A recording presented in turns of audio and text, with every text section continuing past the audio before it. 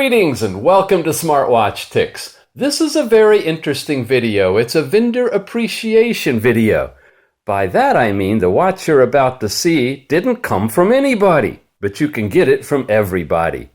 These are the sponsors that have helped us out over the past couple of years, and they carry this KingWear KW18 watch.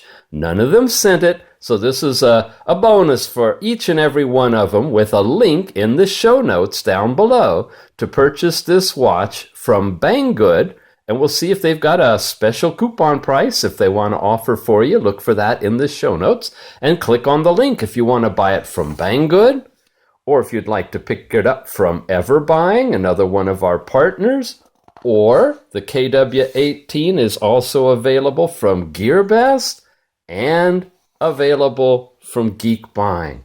Yeah. And Light in the Box. This is the first time I've found the same watch available from every single vendor. And why is that? Because it's a workhorse. It's a really good watch, and it's got something unique that has something to do with these. Check it out. Here it is. Let's unbox it. See what we've got. It says a smartwatch, and inside, wrapped up, is a very attractive, this one gold, special watch. Nice, huh? It's got kind of a brown leather band, and when we open it up, we reveal underneath, we've got what looks like a good-sized speaker port right there, and the charging dock right there, and of course the heart rate monitor. We have two buttons on this side, a brushed gold finish, a microphone, something magical here, and a cover. Let's pull the cover off, revealing a nice, clean, simple interface watch that looks really nice on. Check that out. Yeah, this is a hot item. It's the KW18. It's been around for quite a while. In fact, I'm surprised we haven't reviewed it before now. But here it is. And let's see what else is in the box. When we open it up, we've got a little black box that includes, yes, the tool. The tool. That is the tool. That's what we're going to need. And more than likely, a charging wire. What do you think? Yeah, exactly. Now, this is again one of these standard charging wires that has a USB connector on one end and magnetic coupling on the other end that simply drops into place, fits snugly in there, and will charge your watch. And of course, allow you to connect it to the computer too. All right, and a manual. There's a user manual on this watch. This is volume 1.0, and it gives you all sorts of good information, so we'll show you that. You have a back button, loudspeaker. Okay.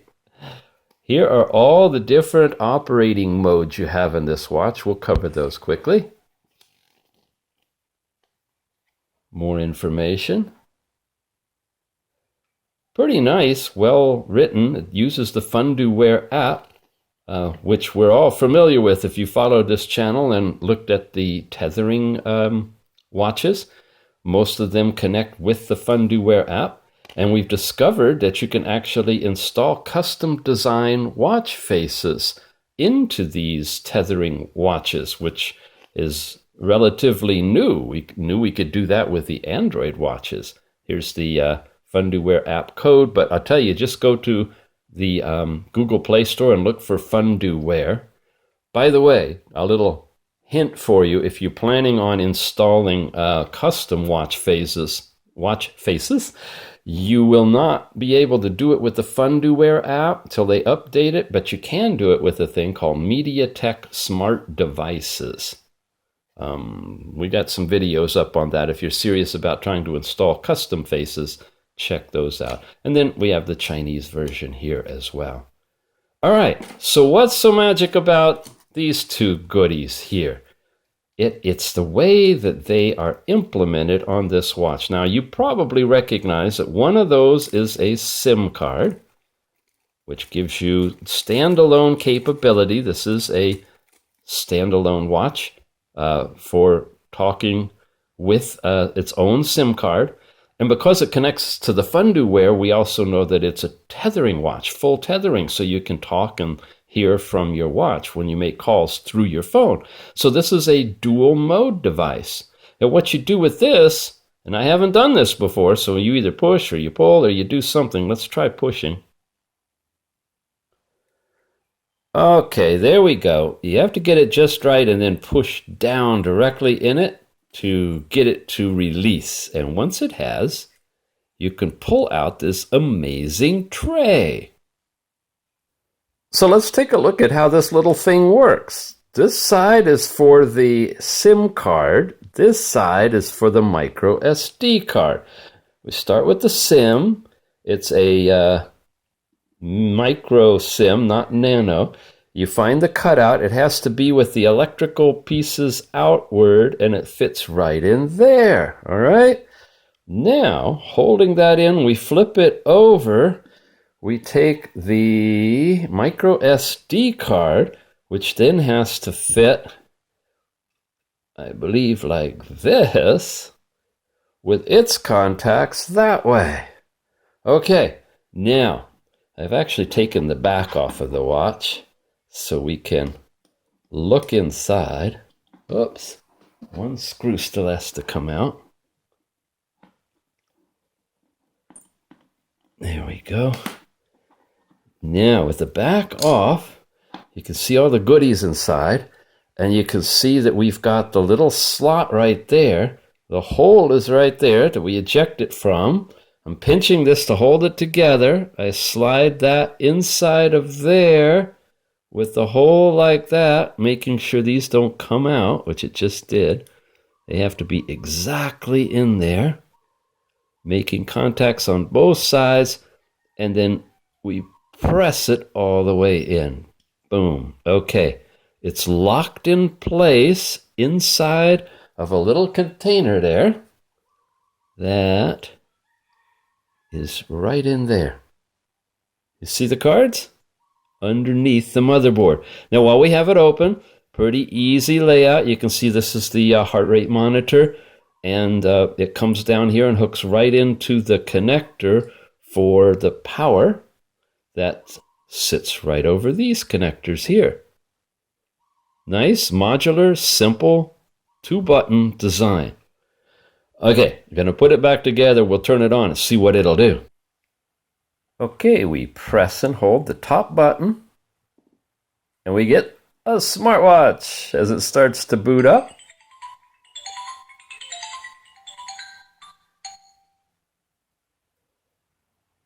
Okay, that's a different kind of an entrance, huh? And there's our first watch face. So let's take a look at what our watch faces look like. Typical from what we've seen with the tethering watches, you get the thumbnails with these little sliders that you can go back and around, and they go in a full circle. So there's the starting one. Here's the one we see a lot of, which is that looks like kind of a Ferris wheel. Now, it's just been booted up, and it's coming in at 00. So time hasn't been set. We haven't tethered it. We haven't done anything. This is just fresh out of the box. Here's another one. It's giving us, it says it's Friday. Battery is charged, and that's the time at midnight, I presume. Here's another one. Okay, we've ticked off 1 minute. I'm going to have to try setting the time so you can actually see this with the time. I like that you've got the percentage and a battery indicator here, so you can glance at it and see how much power you have left. And it's about to time out on us. So let's press and hold. Oh, I think we just lost it. Press and hold, and we're back to the original, right? Which is an analog watch. So we have 1, 2, 3, 4. Comes with 4 watch faces, and again, it's a possibility to add more of them to this, some of the custom watch faces. Look in the show notes. I'll have links over to the videos that tell you how to do that and some of the other resources where you can find some of those special customized watch faces to install. All right. I guess we'll go through and take a look at the apps. Has it got the flash thing to come on? That's not activated, so I'll have to see if we can turn that on. So we're going to come in here. We're going to swipe down, and that takes you to apps. We swipe left, same thing. We swipe right, same thing, and swipe up. So it's a simple watch that everywhere you go is going to take you into your apps. We have a dialer, messaging, and contacts, all tied in with your SIM and with your tethering to your phone. And it goes back after a few moments. Notice you do have a large black border around it, though. It's not edge to edge like a lot of the new, more expensive watches that are coming out. But it is a nice watch, but it does make the screen look smaller.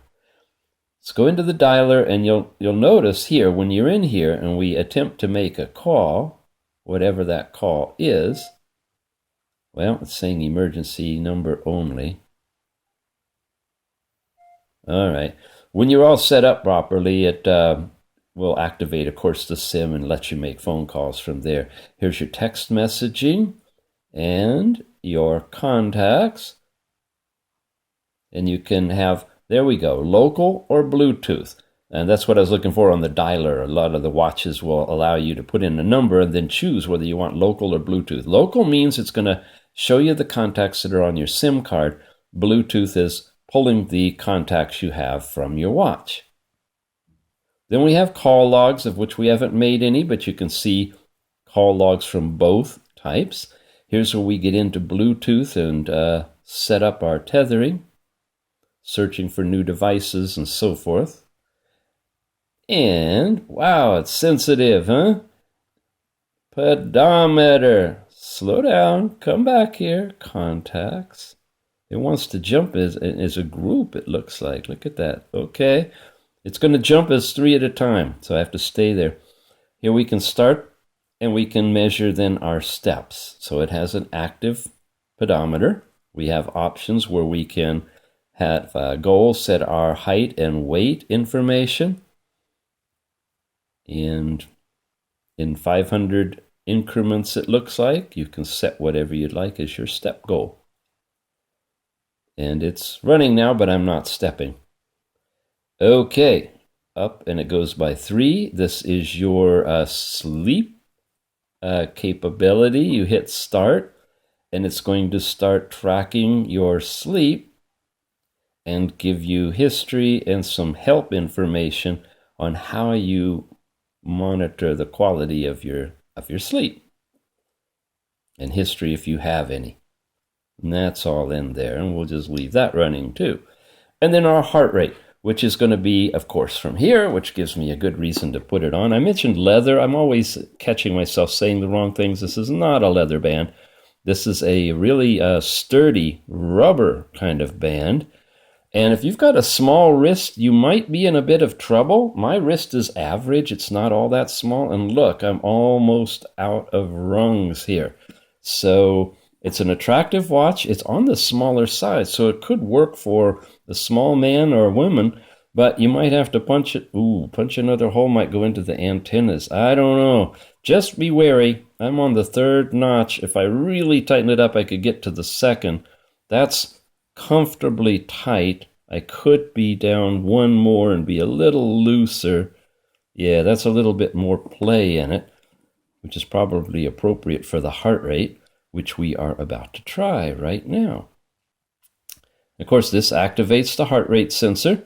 We have options over here of going into a mode of once or repeat, so it can do continuous heart rate monitoring, but we'll do just one, so we see what we get. When you do it individually, it's going to log the date and time and measurement and put that in your history file. So you have that available to you. It only gives me 1, and there we go. Now, if I went over here to history, I guess somebody played with it before they sent it here, and there's a reading on February 7th, 2016, whatever, 0617, whatever. Anyway, there's the information for the heart rate. Slide again, and it jumps by 3 to music. This is your onboard music that you can put on that SIM card. Micro SD card, and you can play the music from your micro SD card, all right? We don't have any in here right now. This is the voice recorder, I presume, so we'll test it out. It's a little not too sensitive here. All right, let's try it. This is a recording test of the KingWear KW18 smartwatch. Now I've paused it so I could talk without it recording, and that's all there is to this recording. And now it should edit that little piece out, and if I play it, this is a recording test of the KingWear KW18 smartwatch. And that's all there is to this recording. Hopefully you could hear that. It's relatively light. This should give us all of the listing of our recordings so that you can play them later. And that is the recorder. Video. That's an interesting entry, isn't it? Storage not ready. Well, I don't have the memory card in there, but if you had the memory card, it apparently will let you play video on this watch. Wow, interesting. That's not typical on a tethering watch. Let's flip it up one more, and we have a remote camera. And again, if you're tethered to your watch on Android or iOS, and you have the Fundowear app set up in the camera mode, you can use this as a remote trigger for that camera and take the picture that'll be stored on your phone. Yeah, I know I'm not doing it right here, right now, because I've done it a dozen times in many other videos. If you want to see how the Fundowear app works for all these kind of features, check another tethering video. Bluetooth is not connected. Do you want to connect it? I would, but we're not set up for that. But this is how you would get your notifications. And when you look at the Fundowear app, you can see how you can set up the notifications from your various apps, including phone calls and messaging, to come to your watch. Pretty robust. And I'm out talking my capabilities here. We go into settings. This is your overall settings. Bluetooth settings. We have not turned the power on yet. This is your clock, where you can select the one you want. This is one way of selecting them, or you can press and hold on the thumbnail, and move it around. The time sync is on. If you turn that off, then you could go through and set your own date and time. So I could go to something like that. Then if I come back, and now I've got that time. Okay, so you can manually set the time if you want to in the clock settings, or you can leave it to be synchronized when you're connected to your phone. Okay, that's time. Sound. We have alarm type. You can either ring only, vibrate and then ring, which is pretty cool, and then vibrate and ring, or vibrate then ring. I like that one because you can feel it vibrate, and if you can grab it quickly, it won't ring, but if for some reason you don't notice it, then it'll ring anyway. Okay, we are still in settings, looking at sound, and those are the alert types. Then you have your ringtones. I better check the volume first. Where's my volume? Alert type, ringtone. We're going to change the volume, make sure the volumes are up. Well, they already are. Look at that. They're all on 6. 6 is the loudest, and my roosters are louder than my volume here. Okay, I'm hardly hearing anything. Oh, there we go. There's the ringtone. And the speaker's right there. And if it's on your arm,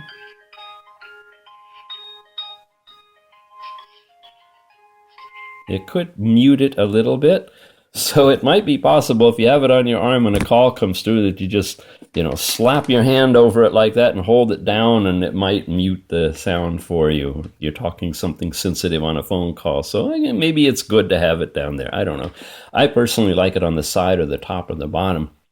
But that was the volume we were playing with the rings. Here's notifications. And you have all the different selection of notifications, which aren't a lot, but you have some, and multimedia is not playing because we have to have a source. But if I go into sound and select ringtones, we can listen to them all. It's like a ringing phone.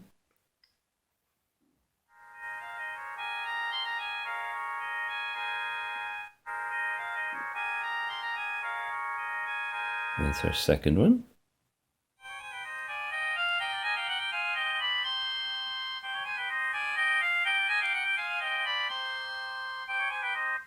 Fourth one.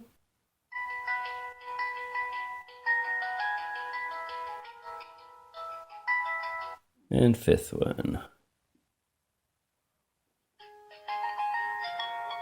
And that's the one it was set on before. It's pretty loud, you know, compared to a lot of the different watches. This one's got a decent sound. Ringtone is set for 5. Notifications.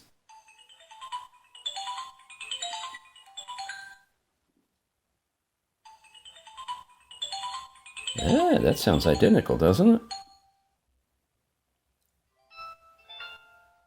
There's the harp one. And that's really weak, but you heard that, right?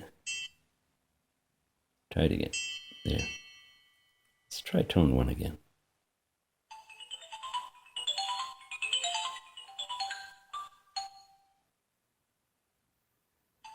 Yeah, they are identical. Okay. I thought maybe I had it accidentally pressed differently, but they tone 1 and 2 seem to be the same on this watch. And that's all you have on sound. We've covered clock, sound, and volume. Now we're on to display. Thank goodness I can finally change my screen timeout from 15 seconds. It can go as low as 5 seconds and as long as 60. I'm putting it at 60 so we don't lose it a lot. Our brightness levels have got a good range on it. There's dim. That's all the way down to 1. You can't get lower than that. So it's actually going to be kind of bright at night.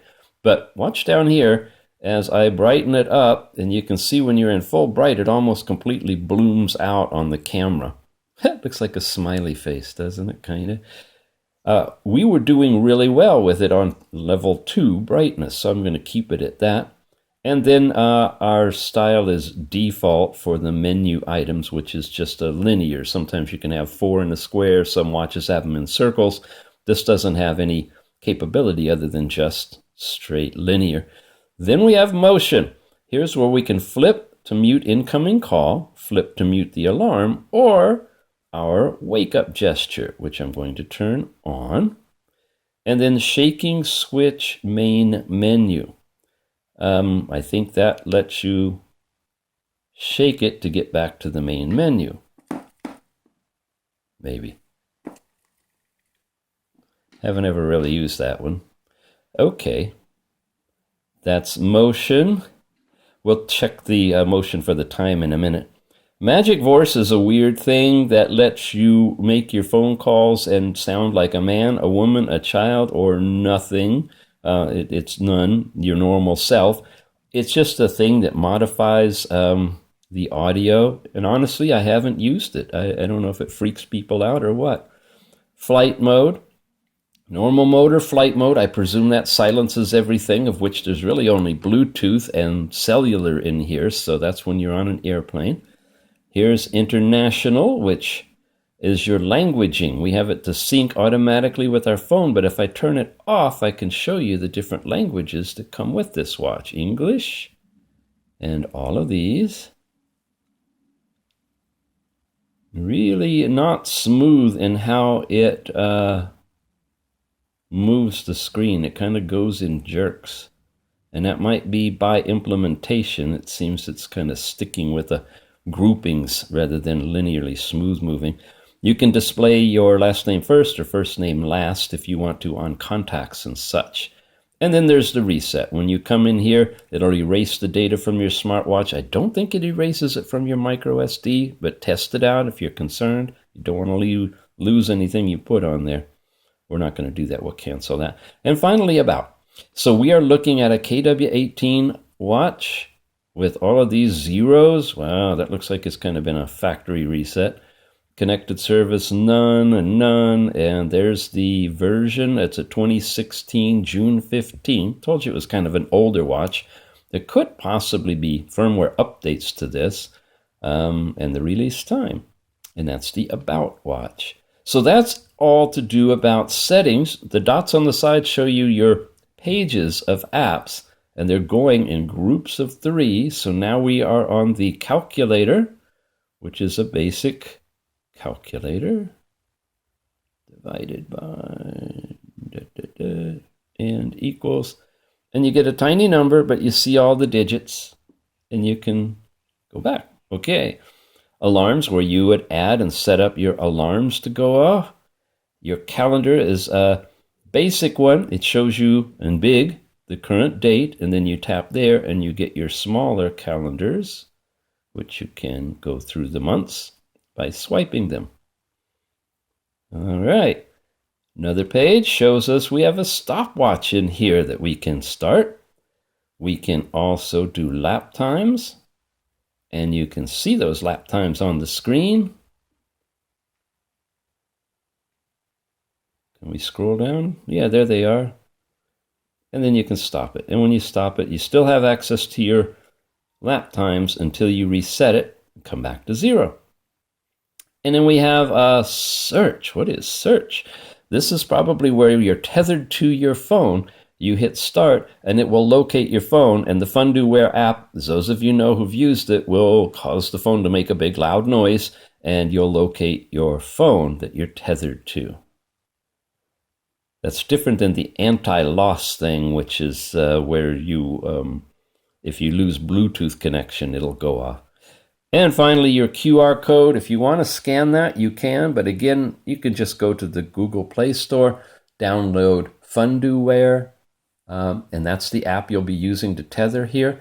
If you're contemplating putting in custom watch faces, instead of doing that one, go to download MediaTek Smart Device. Put that one in first. Do all of the things you want to do to get the custom watch faces in that app. And from that app, you'll be able to install them one by one into the watch.